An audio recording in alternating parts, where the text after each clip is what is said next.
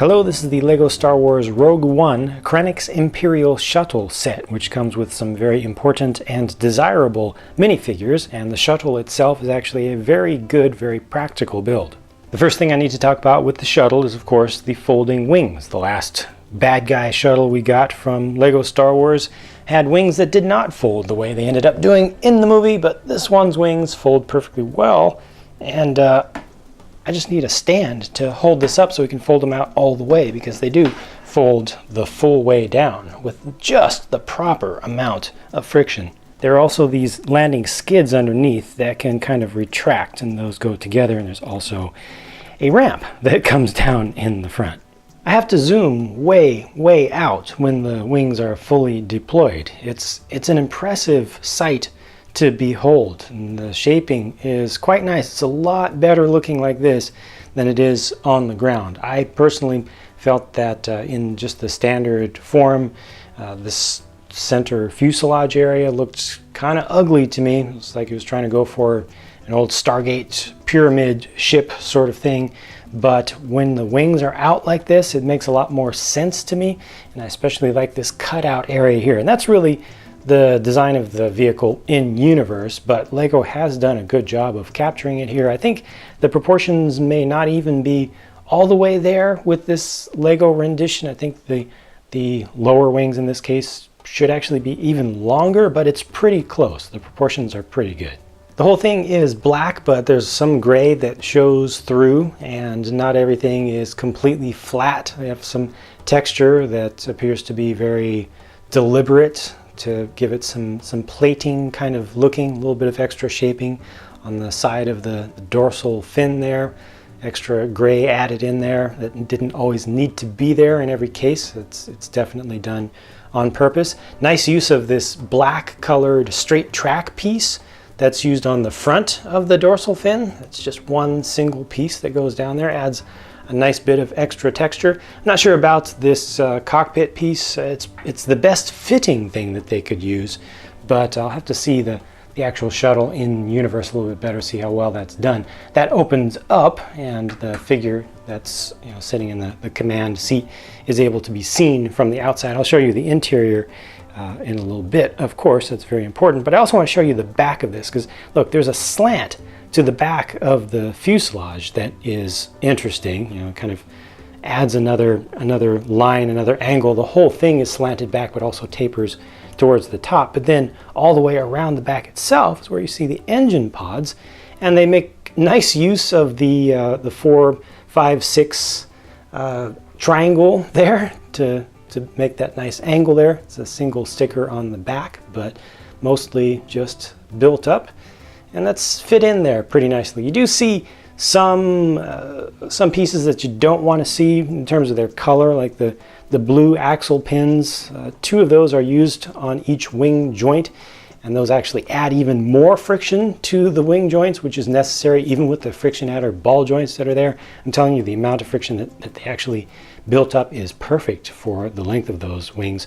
The wings do have the ability to shoot from spring-loaded shooters that are very nicely integrated. You can see one over there, and you can see just the tail of this one closest to us showing through, and that's where you would be able to shoot them from by just manually activating them. But you don't see those from most angles. They're very well integrated. If you don't want to see them sticking out at all, you can just leave out the bolts themselves.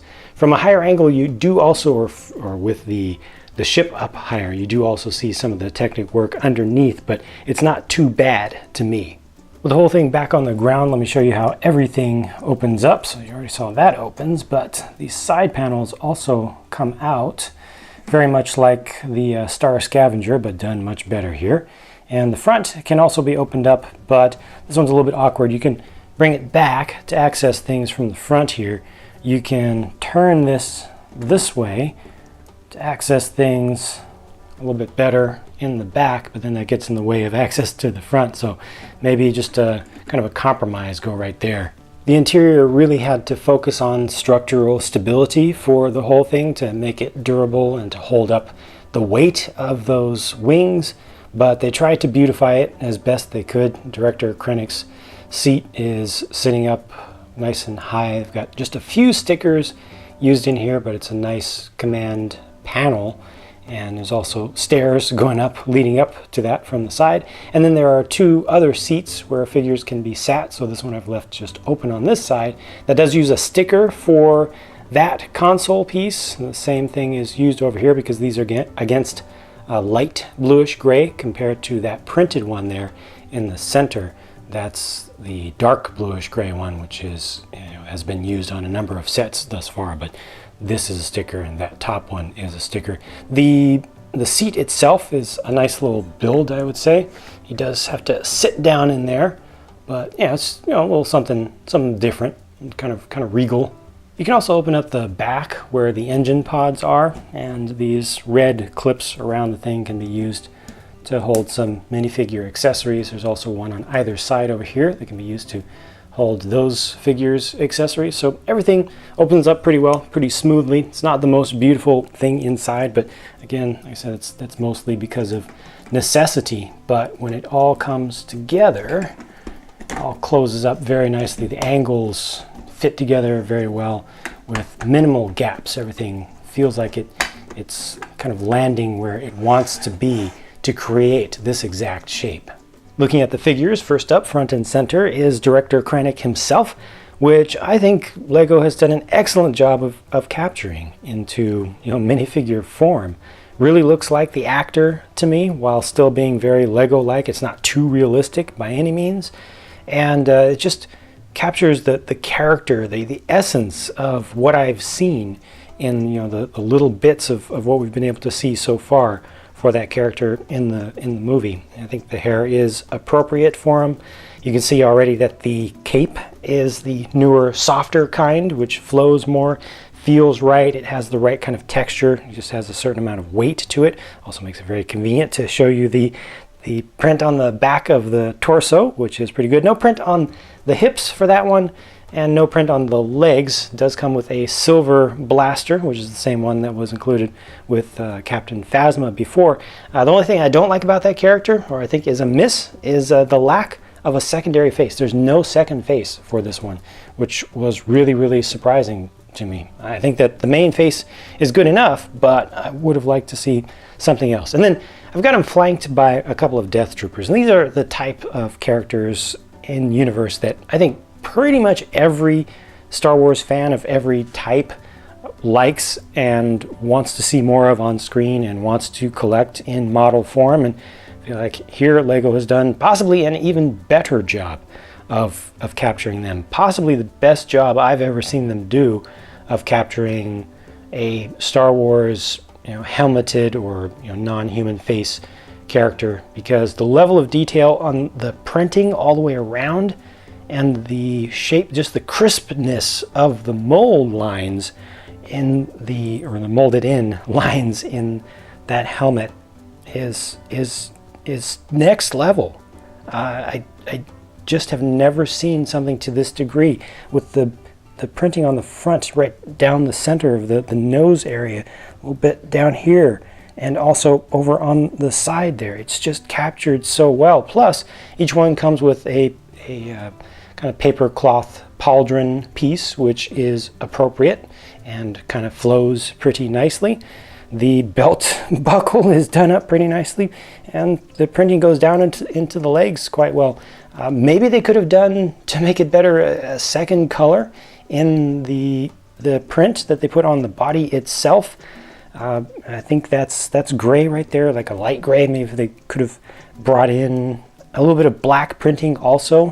Black on black actually does change things up, give it a little bit more depth, but I mean, it would be difficult to make it better. Underneath, once again, it's the same old angry clone, but it just means there's a person inside. But I'm getting tired of talking about angry clone and how overused that head is. K2SO is one that I wanted to look at just by itself, although I do want to give you a little bit of reference to the height of a regular minifigure. So they did make them taller by virtue of the extra tall legs. This one has a one-piece body and head, so that's all molded together. The arms are battle droid arms, molded in black. But look at this. They got the Imperial logo printed on the side of the shoulder where the arm connects. That's pretty fantastic, and they got a lot of printing, small little details around the head, and also a little bit on the body. It doesn't need too much on the body, but got some wear marks around the right side of the head here, and another Imperial logo that's printed on there, the insignia. And you know, it's ready to have a backpack attached to it if you want to do so. It's another really well done figure and very collectible. I mean, it does have the limited articulation of a droid figure of this type, so arms go up and down, body can go forward and back. Nothing can be done with the head, and the legs are all one piece, so they can't articulate. Here's Bodhi Rook on the left, and on the right is, I think it's Pow, if not Peo. I believe it's going to be Pow. I haven't heard it officially pronounced in any official media yet, so I'm holding off on that. I feel like Bodhi Rook is the least accurate looking of the figures in this set. I think that the position of the facial hair, especially around the side burn area, makes him look a little bit larger or heavier in build, maybe stronger in build, wide-jawed than the actor actually is who plays that character. It should look a little bit more thin, I would say. Both of these have pretty nice backpacks. You know, it's difficult to build any kind of detail into a backpack because you're so limited in size, but it does have a sticker for Pow on the right, but the one on the left is just a straightforward build. I think that Pow looks really good, and you do have to see the alternate face. So there's that. Actually, there are the alternate faces for both of them. Maybe I think they could have actually drawn out the sides of the mouth for Pow a little bit more, but they did definitely capture that big mouth look. It's really funny, and there's a lot of detail to be seen on that face. That's a very good looking. I mean, the whole thing is printed up pretty nicely, better than the Bodhi Rook figure. You know, just more printing in total, but there's a better, clearer look at the full prints on the backs of the torsos. And actually, between these two, I like this one better myself. In summary, I like this thing. I like the shuttle. I like the figures. I feel like this is definite redemption for some of the failures of the Kylo Ren's command shuttle. I think they got this one right from the start. They got enough information, and they put the effort needed into capturing the in-universe thing and doing it as best they could while still coming out with a model that's fairly straightforward to build, even for some younger modelers. You know, it takes some time, but there are no techniques that were too difficult to follow, and the price makes sense. So that's it for my thoughts, and now it is your turn to share what you think about this by leaving a comment down below. Thank you very much for watching. Hope I showed you everything you wanted to see here. I'll talk to you again soon.